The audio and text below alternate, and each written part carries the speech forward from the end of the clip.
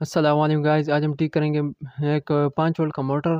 तो सबसे पहले हम इसके घूमने वाला पार्ट निकाल लेते हैं। निकाल लिया। अभी हम लेंगे एक पीवीसी शीट का एक टुकड़ा। तो उसके ऊपर इस तरह मार्किंग करके इसको कट कर लेना है।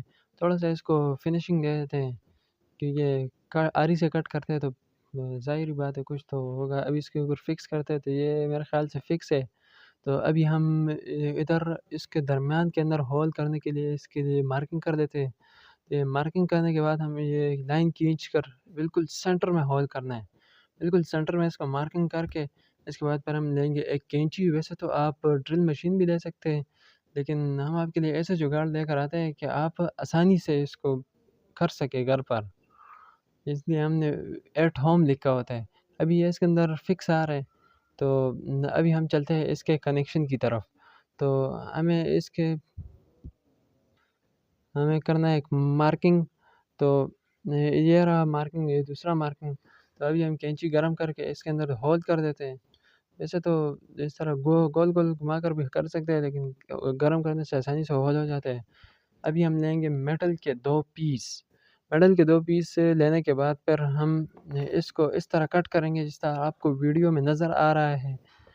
तो इस तरह कट करेंगे। ये दूसरा भी जल्दी से इसको कट कर देते हैं।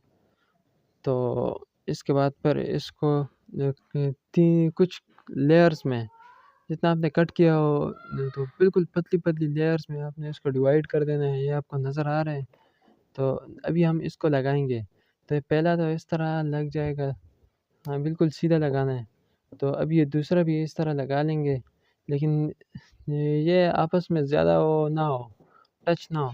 अभी हम इसको इल्फी के साथ जो है ना मजबूत कर देते हैं। अभी आते हैं इसके लगाने की तरफ। तो लगाने का बहुत ही आसान तरीका है। तो इसके अंदर वो घूमने वाला पार्ट थोड़ा घुसा देते हैं, उसके बाद पर ये लग जाएगा।